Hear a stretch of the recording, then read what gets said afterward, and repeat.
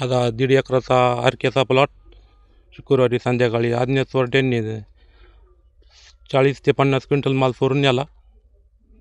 बरं, असा मोठाच माल खोडून नेला। त्याचा बाजारभाव जवळजवळ किलोला 80 ते 90 रुपये भाव होता।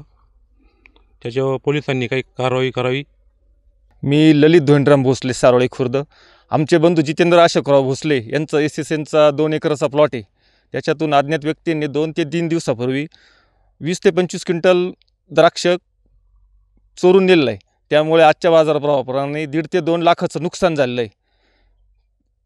त्यासाठी पोलिसांनी आमची नम्र विनंती आहे, पोलिसांनी जातीने लक्ष द्यावे आणि त्यांना जेरबंद करावे चोरट्यांना, ही आमची विनंती आहे। चोरीच्या अनेक घटना आपण बघितल्या असतील, मात्र द्राक्षांची पंढरी म्हणून ओळखल्या जाणाऱ्या निफाड तालुक्यात चोरट्यांनी चक्क द्राक्ष चोरीकडे आपला मोर्चा वळवल्यामुळे द्राक्ष उत्पादक शेतकऱ्यांची डोकेदुखी वाढलेली आहेत। निफाड तालुक्यातील सारोळे गावातील 2 द्राक्ष उत्पादक शेतकरी जे आहेत, तर त्यांच्या द्राक्ष बागेतून साधारण 70 ते 80 क्विंटलच्या जवळपास द्राक्ष जे आहे तर ते चोरून नेत।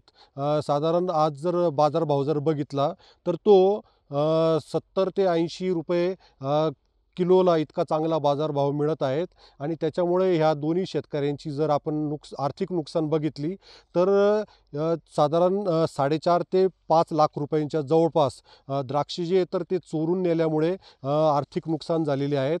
कारण की जर बघितलं तर वातावरणातील बदलामुळे एकरी द्राक्षांचं उत्पादन जर बघितलं तर ते साधारण 10 ते 12 म्हणजे टनापर्यंत इतकं उत्पादन निघत असतं। मात्र वातावरणातील बदलाचा फटका जो आहे तर तो द्राक्ष पिकाला बसला आणि तो उत्पादन जे आहे तर ते साधारण 6 ते 8 टनापर्यंत आलेलं आहे। त्याच्यामुळे द्राक्षांना चांगला बाजारभाव असल्यामुळे जे चोरटे आहेत तर ते द्राक्ष चोरीकडे आपला त्यांनी मोर्चा वळवलेला आहे।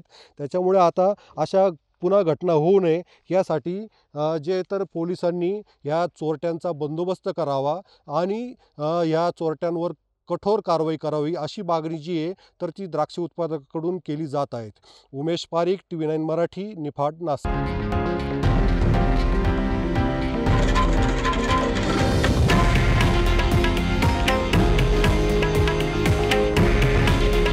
हे आहे देशातील नंबर 1 न्यूज नेटवर्क आणि आपण पाहत आहात TV9 मराठी।